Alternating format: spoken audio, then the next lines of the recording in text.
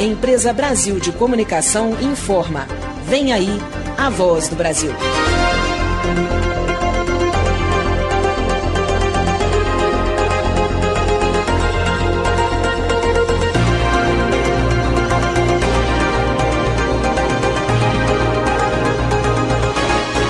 Sete da noite em Brasília.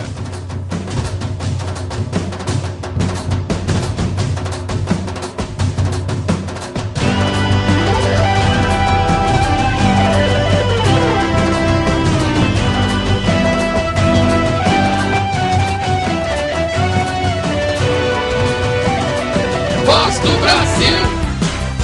Geração de empregos em agosto é recorde para o mês. Recorde também no mês de agosto na arrecadação de impostos. Até o dia 12 de novembro, consumidores podem dar sugestões de como os peixes congelados devem ser vendidos. Quinta-feira, 16 de setembro de 2010. Está no ar a sua voz. A nossa voz. A Voz do Brasil.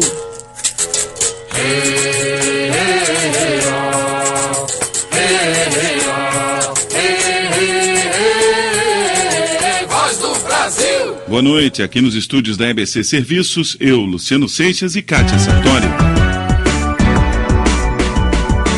No mês passado, o Brasil registrou um total de pessoas contratadas com carteira assinada equivalente a 1.740.000. Foi o melhor mês de agosto da série histórica do Cadastro Geral de Empregados e Desempregados, que começou a ser feita em 1992. E de toda a série histórica, esse é o quarto melhor resultado. O repórter Paulo La Salve acompanhou hoje a divulgação dos dados do CAGED, que destacou a geração em agosto de quase 300 mil empregos no país. Paulo La Salve.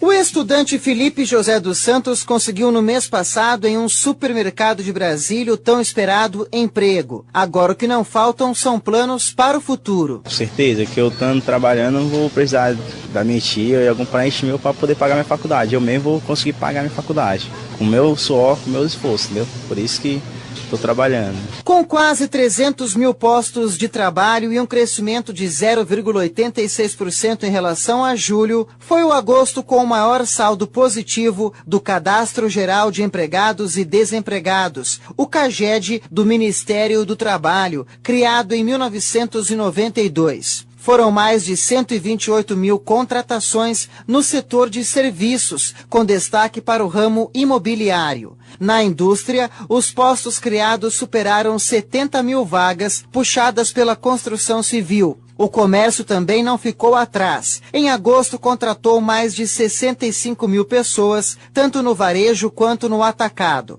Só a agricultura teve retração no mês passado, mais de 11 mil desempregados por conta da paralisação temporária da lavoura no centro-oeste e no sul do país. O ministro do Trabalho, Carlos Lupe, defendeu que a geração de vagas acima da média deve continuar. Já tínhamos previsto, depois de 2 meses de acomodação, que o Brasil voltaria a ter esse posicionamento recorde. Também acredito que nós vamos ter, consecutivamente, em setembro, outubro e novembro, também meses fortes na geração de emprego, por causa do período do ano e do brasileiro estar tendo uma renda que permite a ele comprar mais e com isso circular mais o dinheiro, e com o dinheiro circulando mais, gerando mais emprego. Com as 5 regiões em alta no emprego em agosto, as maiores taxas de contratações ocorreram em São Paulo, Minas Gerais, Rio de Janeiro, Pernambuco, Paraná e Rio Grande do Sul. No acumulado do ano, segundo o CAGED, o país já registrou quase 2 milhões de postos. A meta para 2010 é de 2 milhões e 500 mil vagas. De Brasília, Paulo La Salve. Voz do Brasil. A arrecadação de impostos no mês passado alcançou 62 bilhões e 700 milhões de reais. Esse resultado, segundo a Receita Federal, representa o mais novo recorde para os meses de agosto. No ano, as receitas do governo com recolhimento de tributos já ultrapassou 510 bilhões de reais. Edla Lula explica. Esse recorde nas receitas provenientes de impostos em agosto está relacionado ao aquecimento da economia entre os anos de 2009, ano de crise, e de 2010. Os tributos cuja arrecadação mais cresceu foram COFINS, PIS/PASEP, Imposto de Renda da Pessoa Jurídica e Imposto sobre Produtos Industrializados, o IPI. Os dados refletem aquilo que o IBGE tem divulgado sobre a economia brasileira, como o crescimento da produção industrial, que em julho subiu quase 9%. Somente o recolhimento do IPI de automóveis aumentou quase 200%. 200%. Isso porque o governo voltou a cobrar IPI na compra de automóveis este ano. No ano passado, o tributo havia sido zerado para estimular as vendas. Além disso, o IPI aumentou porque também cresceram as vendas de carro. Apesar de o IBGE ter registrado desaceleração da economia no segundo trimestre, o subsecretário de Tributação da Receita, Sandro Serpa, disse que isso ainda não se refletiu na arrecadação de impostos. O comportamento esperado para os próximos meses é que o aumento real ele fique entre 10% e 12%. O secretário da Receita trabalha com essa previsão, trabalha com esses números e a Casa como um todo também trabalha com esses números, que o aumento acumulado para esse ano fique entre 10% e 12%. Nós tivemos esse mês, no acumulado, um aumento de 12,32%. Sandro Serpa disse ainda que mesmo com a economia crescendo no ritmo mais lento, a previsão para o final do ano é de que a performance da Receita continue a mesma, com crescimento acima dos 10%. Essa curva que se falava, a gente pelo menos nessas variáveis que nós acompanhamos, ela não tem se mostrado com vigor. Ela tem, pelo contrário, eles tragam algumas diferenças pequenas, percentuais, mas elas têm se mantido nos mesmos níveis. Isso faz com que a gente acredite que realmente a arrecadação continue tendo esse comportamento até o final do ano. No ano, a arrecadação de impostos somou 513 bilhões e 800 milhões de reais, com crescimento de 12,5% em relação ao mesmo período do ano passado. De Brasília, Edla Lula. Voz do Brasil.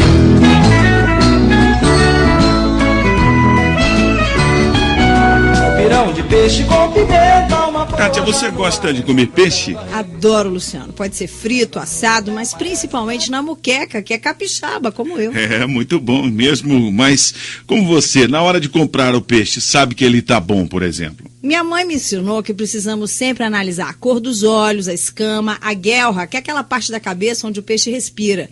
Tudo isso é importante para saber se eu estou levando um produto de qualidade para casa. É, isso no caso dos peixes frescos. Mas e se o peixe está congelado? Fica mais difícil esse controle de qualidade, né? Por isso, o Ministério da Agricultura colocou em consulta pública uma proposta de novas regras para a produção e a comercialização de peixes congelados. E todos nós, Luciano, podemos dar sugestões. Quem conta como participar é o nosso repórter Adilson Mastelari. Com a consulta pública, o Ministério da Agricultura espera receber sugestões de órgãos públicos, empresas e da sociedade civil para complementar o projeto de instrução normativa das novas regras para produção e comercialização de pescado congelado. De acordo com o Ministério, as normas sobre esse segmento eram dispersas, o que dificultava as consultas. Agora, elas vão ser reunidas num único dispositivo, a instrução normativa. Alguns artigos são dirigidos ao consumidor, que precisa saber, por exemplo, que peixe descongelado jamais pode ser vendido como se tivesse chegado fresco à loja. Em Brasília, a aposentada Léa Palermo Lana e o funcionário público José Maria do Nascimento afirmam que com as novas regras, o peixe congelado deverá chegar ao mercado com mais qualidade. Eu acho muito importante porque nós, consumidores, às vezes são lesados. A gente não entende a qualidade de quando veio. Eu sou uma pessoa que às vezes não vejo, principalmente peixe. Eu compro muito peixe. Peixe congelado se conserva por muito mais tempo, mais higiênico e não perde o sabor. Com a instrução normativa, o governo quer definir requisitos mínimos de qualidade de comercialização de pescado congelado, tanto no mercado interno quanto no externo. É o que explica o chefe de divisão de inspeção de pescados e derivados do Ministério da Agricultura, Lúcio Kikuchi. A fabricação dessa instrução normativa foram utilizados documentos internacionais, ou seja, a qualidade que estamos propondo para o pescado brasileiro são qualidades que já são reconhecidas internacionalmente, ou seja, o nosso padrão vai ser o padrão de um produto de exportação. Para encaminhar sugestões, os interessados devem acessar a página eletrônica do Ministério da Agricultura nos próximos 60 dias. Também estão abertas consultas sobre a comercialização do atum e da sardinha em conserva. E nos próximos dias abrirá consulta para o camarão congelado e outros peixes em conserva. O endereço é o www.agricultura.gov.br. De Brasília, Adilson Mastelari. O uso de chips para identificação já é bastante comum nos cartões de bancos, nos cartões de crédito, porque além da praticidade, eles também dão mais segurança às transações feitas pelos correntistas e consumidores. E essa realidade dos chips finalmente chega à identificação civil, dando à velha carteira de identidade, Luciano, uma cara nova, moderna. Isso mesmo, Kátia. A partir de dezembro deste ano, o Registro de Identificação do Cidadão, também conhecido como RIC, vai começar a ser emitido com chip, contendo diversas informações sobre o cidadão. Além do número de vários outros documentos, também vai trazer dados como a nossa altura e as impressões digitais. Alagoas, Bahia, Maranhão, Rio de Janeiro, Santa Catarina e o Distrito Federal vão ser as primeiras unidades da federação a emitir as novas identidades. Aline Bastos. Ao solicitar a nova carteira de identidade, o cidadão vai passar pelos procedimentos habituais, fornecimento de dados pessoais e assinatura. A diferença agora é que o processo será totalmente informatizado, com um cadastro nacional biométrico, com coleta de foto e impressões digitais. Tudo para trazer mais segurança ao processo de emissão. O novo sistema passa a reunir os números de todos os documentos de registro dos cidadãos, como CPF, carteira de trabalho, carteira de habilitação e título de eleitor. O documento vai ter um microchip e dados gravados a laser, o que evita falsificações. Quem explica é o diretor do Instituto Nacional de Identificação da Polícia Federal, Marcos Elias. O grande diferencial é que ele vai ter uma biometria, que são as impressões digitais, que é onde você vai poder fazer um confronto com a pessoa que estiver na hora sendo identificada. E vai conter também a certificação digital, que é um grande avanço que nós vamos ter, principalmente no campo da internet e no campo do mundo virtual. O Distrito Federal já se prepara para o processo eletrônico de registro e identificação de digitais. O diretor do Instituto de Identificação da Polícia Civil do DF, Carlos César Saraiva, diz que, por enquanto, o projeto está em fase de testes e que durante a transição não haverá custos ao cidadão. O cidadão brasileiro, em determinado momento, ele vai receber a identidade atual, normal, e deve receber também uma parcela dela deve receber gratuitamente o novo cartão RIC, né? Muito mais seguro, muito mais importante, que será referência, penso eu, mundial, no futuro próximo. A expectativa da Polícia Federal é emitir 100 mil cartões do novo documento ainda este ano. A substituição da atual RG pela nova identidade será feita de forma gradual ao longo de 9 anos em todo o país. De Brasília, Aline Bastos. 7h12. E por falar em sistemas informatizados, a oportunidade de conhecer mais esse mundo digital chegou para os professores da rede pública de ensino. Os professores e servidores que trabalham em laboratório de informática podem se inscrever para participar dos cursos de informática do Programa Nacional de Informática na Educação ProInfo. Alguns cursos também estão abertos para a comunidade. Sobre este assunto, a repórter Cleide Lopes conversou com Demerval Bruzzi, diretor de produção de conteúdos e formação do Ministério da Educação. Como é que são essas aulas?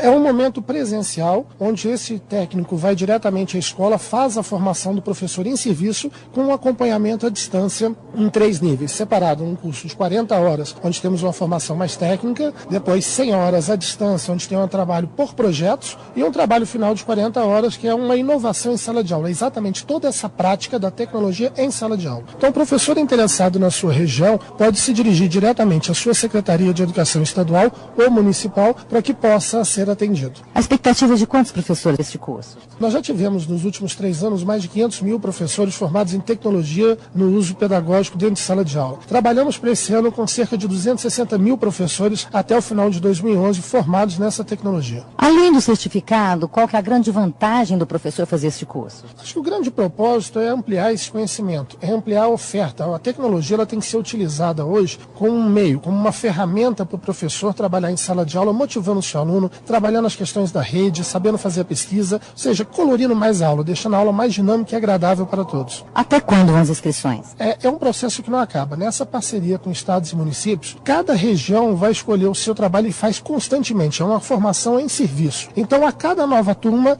que é formada, nós abrimos novas turmas junto aos estados e municípios, com o Ministério da Educação trabalhando a parte de conteúdo e sempre formando novos multiplicadores. Ouvimos a entrevista de Cleide Lopes com Demerval Bruzzi, diretor de produção de conteúdos e formação do Ministério da Educação, sobre os cursos do Programa Nacional de Informática na Educação, ProInfo. O presidente Lula esteve hoje em Belém, capital do Pará, onde autorizou a publicação do edital das obras de pavimentação da rodovia BR-230, a Transamazônica. A ideia é que as obras sejam contratadas até o fim do mês. A repórter Ana Gabriela Salles tem mais informações. A BR-230, também chamada de Transamazônica, é uma das maiores rodovias do país. Com 4.900 quilômetros de extensão, ela nasce na cidade de Cabedelo, corta os estados da Paraíba, Ceará, Piauí, Tocantins e Pará e só termina em Benjamin Constant, no Amazonas. A estrada foi projetada na década de 70, mas até hoje muitos trechos, como o que corta o Pará, ainda não foram asfaltados. Nesta quinta-feira, o ministro dos Transportes, Paulo Sérgio Passos, assinou em Belém a autorização de editais para a contratação de novas obras de pavimentação da BR-230, além do reinício de obras que estavam paradas. O governo federal pretende contratar as empresas até o fim deste mês. Ao todo, vão ser asfaltados 992 quilômetros da Transamazônica, passando por 13 municípios paraenses. Um investimento de 1 bilhão e 370 milhões de reais. Cerca de 3.600 trabalhadores devem ser contratados, segundo o Ministério dos Transportes. Editais para obras de recuperação de outros 898 quilômetros da malha rodoviária do Pará também foram assinados. As obras devem custar 337 milhões de reais e gerar mais 1.500 empregos. De Belém, no Pará, Ana Gabriela Salles.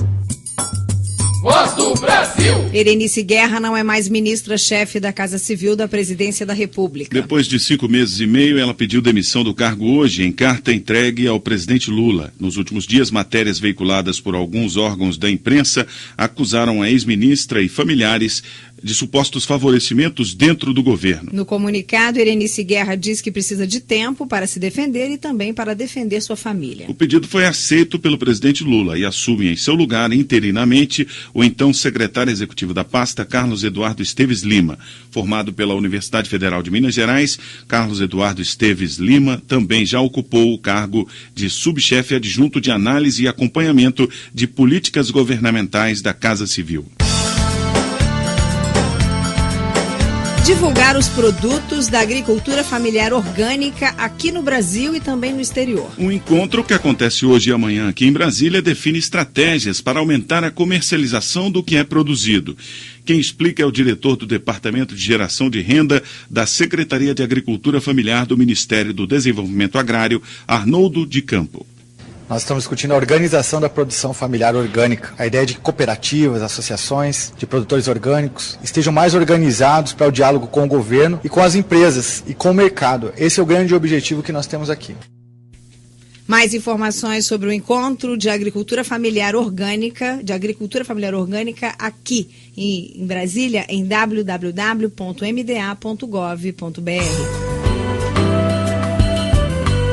E a Voz do Brasil e a TV NBR querem saber como o acesso à internet mudou a sua vida ou da comunidade onde você mora. Responda pra gente em vídeo feito por celular, webcam ou câmera digital. Os vídeos podem ser postados no endereço www.ebcserviços.ebc.com.br/especiais/inclusão-digital.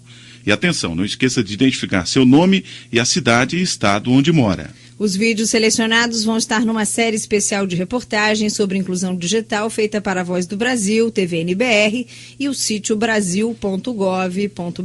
Os vídeos precisam ter o tempo máximo de 2 minutos e você tem até amanhã para mandar o seu. Participe!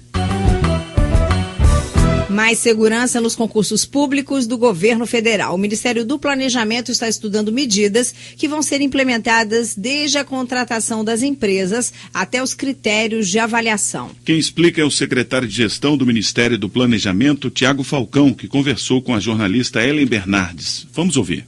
Secretário, primeiro houve a preparação dessas mudanças, uma recomendação de um grupo de trabalho formado aqui no Ministério, né? Exatamente. No início do ano nós percebemos que existiam algumas denúncias de fraude pontuais em alguns concursos e achamos por bem criar um grupo de trabalho especificamente para tratar dessa questão né, estudando todas as fases do concurso público e verificando quais são as etapas, os momentos de risco em relação ao certame do concurso público. E essas mudanças vão começar a partir da contratação das empresas que aplicam essas provas, né? Um dos dispositivos que nós queremos aperfeiçoar é o processo de contratação dessas instituições. O concurso público hoje ficou uma atividade muito mais complexa. Hoje, até por exigência do Ministério Público, nós temos concursos que têm que ser realizados em todo o país ao mesmo tempo, de forma simultânea, né? Então isso exige todo um processo de logística muito mais complexo do que tínhamos antes. Então o processo de contratação das instituições que vão formular o concurso e que vão aplicar essas provas tem que acompanhar toda essa complexidade que é hoje a realização de um certame dessas proporções. Outra mudança que pode ocorrer é a exigência de redação na prova, né? Isso é uma forma de limitar também fraude, né? Ao aumentar o peso das questões discursivas durante o concurso público, a gente exige do candidato um conhecimento que ele tem que aplicar de imediato. Então, é uma forma também de minorar ou reduzir as possibilidades de fraude no concurso. Agora, como é que vai ser essa questão do projeto de lei para tornar crime fraudes em concursos públicos? Isso foi uma sugestão que veio da Polícia Federal e que nós agora repassamos ao Ministério da Justiça essa necessidade de elaboração de um anteprojeto de lei que tipifique o crime de fraude em concurso público no âmbito do Código Penal. Será discutido um anteprojeto de lei no âmbito do governo e provavelmente enviaremos esse projeto de lei ao Congresso Nacional para ser discutido pelos parlamentares. Como o concurso público é a principal forma de ingresso no âmbito da administração, é o único que garante os princípios constitucionais de legalidade, moralidade, publicidade, impessoalidade, então nós acreditamos que o concurso público é muito sério para ter qualquer forma de questionamento. E ao tipificar o crime, nós reduzimos então qualquer tentativa de fraude nesse certame. Muito obrigada, secretário. E só lembrando que são apenas recomendações. Para que isso comece a valer, serão publicados atos normativos pelo Ministério do Planejamento e a expectativa é que isso aconteça até o final deste ano. Ouvimos a entrevista da jornalista Ellen Bernardes com o secretário de Gestão do Ministério do Planejamento, Tiago Falcão, sobre as medidas que vão dar mais segurança aos concursos públicos do governo federal. 12 milhões e meio de reais vão financiar projetos para recuperar e usar os recursos naturais do semiárido brasileiro, o Sertão. Quem explica as 4 linhas de pesquisa definidas no edital do Ministério da Ciência e Tecnologia é Maria Auxiliadora da Silveira e Pereira Neto, que é coordenadora geral do Programa de Pesquisa Agropecuária e Biotecnologia do Conselho Nacional de Desenvolvimento Científico e Tecnológico, CNPq.